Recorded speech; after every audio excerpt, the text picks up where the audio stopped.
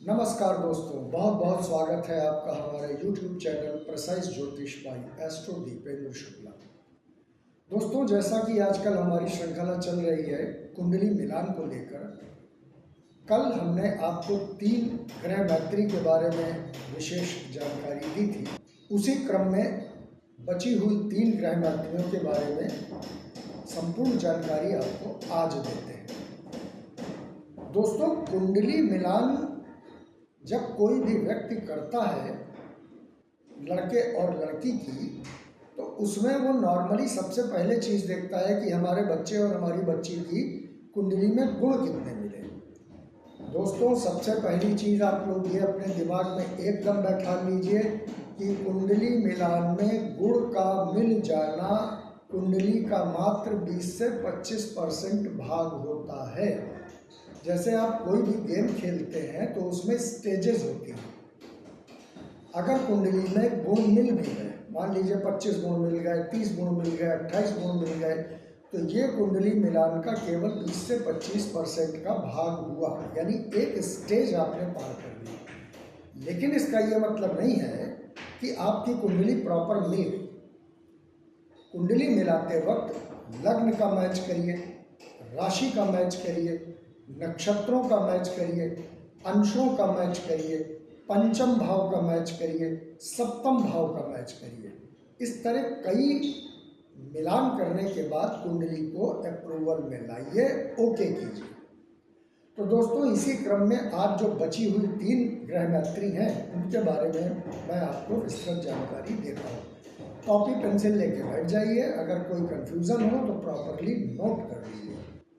3 की जानकारी मैं कल आपको दे चुका हूँ। अगली चौथी ग्रह मैत्री जो होती है वो सूर्य और शुक्र की होती है, यानी लड़की या लड़के में से किसी एक का चंद्रमा सूर्य की राशि पर हो, यानी 5 नंबर में हो, और एक का चंद्रमा 7 में या 2 नंबर पे हो, तो ऐसी ग्रह मैत्री बिल्कुल ओके नहीं की जाएगी। क्यों?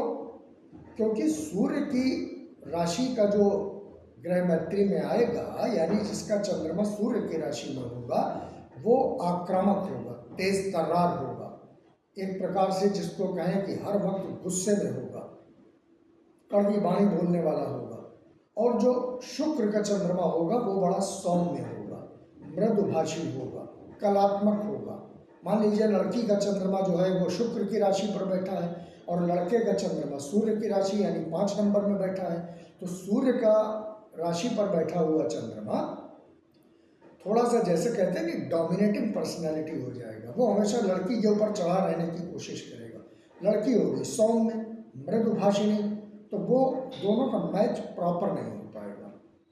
इसी क्रम में दोस्तों, 5वीं राशि ग्रह मैत्री की जो आती है वो आती है चंद्रमा और बुध की। चंद्रमा और बुध आपस में अति शत्रु हैं, यानी एक का चंद्रमा, अगर चंद्रमा की राशि 4 नंबर होती है कर्क, यानी एक का चंद्रमा अगर कर्क राशि में ही बैठा है और दूसरे का चंद्रमा 3 नंबर में या 6 नंबर में बैठा है, तो ऐसी ग्रह मैत्री वाली कुंडली को ओके नहीं करना है। क्यों? क्योंकि एक तो वो दोनों ग्रह आपस में अति शत्रु, चंद्रमा वाला हमेशा वर्तमान में रहेगा, बहुत अच्छी वाणी होगी, मधुर आवाज़ होगी, और सुंदरता का एक प्रतीकात्मक उसके अंदर एक नेचर होगा, सुंदरता का वो पुजारी होगा। और जो बुद्ध का आदमी होगा ये हर वक्त गणित में पड़ा रहेगा।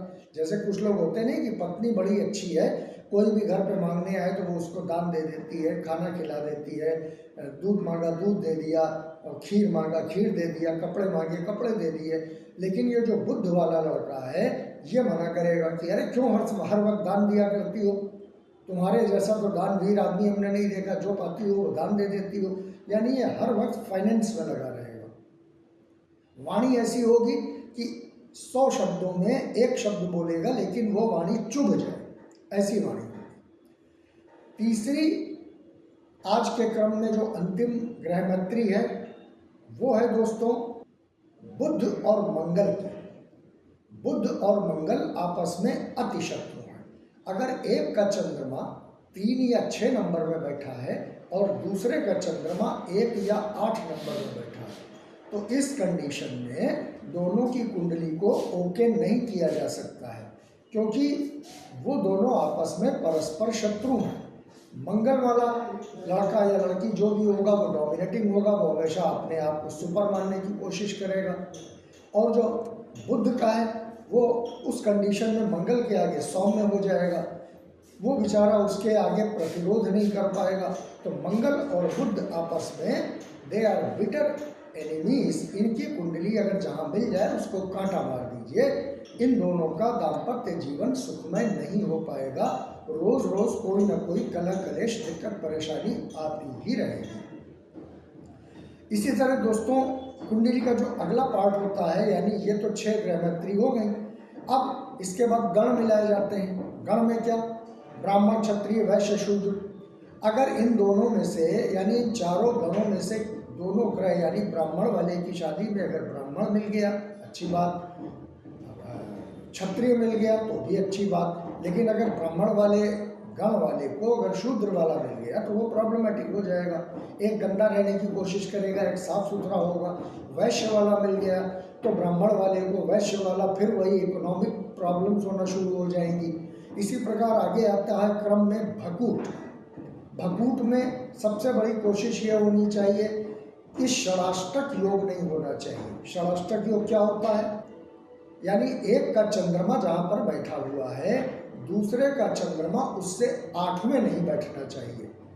यानी मान लीजिए किसी का चंद्रमा लग्न में बैठा है लड़की का, और लड़के का चंद्रमा 8वें भाव बैठा है, तो ये षडाष्टक योग हो गया। ये अपने आप में एक बहुत खराब योग होता है। जिंदगी में जो पारिवारिक जीवन है, दाम्पत्य सुख है, उसमें बड़ी दिक्कत परेशानियां आती रहती हैं।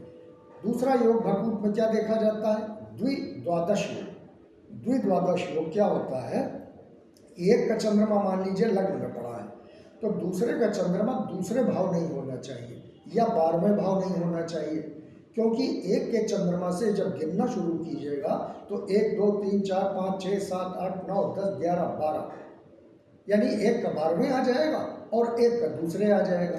तो द्विद्वादश योग भी बड़ा खतरनाक योग होता है। कोशिश कीजिए कि देखिए, अच्छा ये सब मिलाने में आपको दिक्कतें तो होंगी भाई, आप बहुत सीधी सी चीज़ है, 2 बच्चों को आपस में मिलाने के लिए जिंदगी भर के लिए जा रहे हैं तो मेहनत तो करनी ही पड़ेगी। शादी हो जाने के बाद परेशान होना पड़े, अपनी कुंडली लेके पंडितों और ज्योतिषियों के पास जाना पड़े कि मैंने तो साहब बहुत अच्छी शादी की थी लेकिन अब उनकी शादी चल नहीं रही है, अब इसका कोई उपाय बताइए। तो ज्योतिषी के पास भी एक लिमिटेड उपाय होते हैं उसको ठीक करने के। इससे बेहतर है आप अपनी कुंडली को प्रॉपर पहले मिला लीजिए। भाई आप एक कार खरीदने जाते हैं, मान लीजिए आप 20 लाख की कार खरीदने के मूड में हैं, तो आप अच्छी तरह पड़ताल करते हैं ना, 4 लोगों से पूछते हैं कौन सी कार लिया जाए, कितने की पड़ेगी, किस शोरूम में हमको क्या बेनिफिट्स मिलेंगे, कलर कौन सा लेना चाहिए, इसके इंजन की क्या गारंटी या वारंटी है, वगैरह वगैरह सब चीज़ें पता करते हैं ना।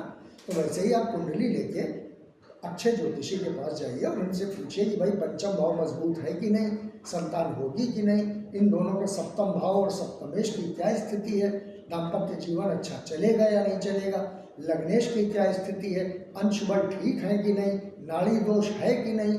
नाड़ी दोष इस पर मैं पूरा एक अलग से वीडियो बनाऊंगा।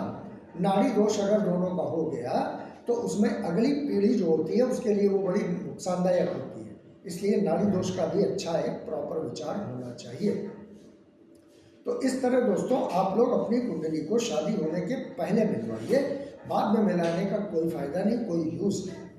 कोशिश कीजिए अगर अच्छी कुंडली मिल जाए तो अपने बच्चों का संपन्न कराइए विवाह और उनको आशीर्वाद दीजिए, वो अपने जीवन में आर्थिक, सामाजिक, धार्मिक, पारिवारिक, राजनैतिक, सांसारिक सभी सुख पाएं, वंश वृद्धि हो और अपने जीवन में लोक कल्याण के लिए साबित हों। इसी कामना के साथ मैं अपनी वाणी को विराम देता हूँ। सबको आशीर्वाद। नमस्कार। जय गणेश। नमस्कार।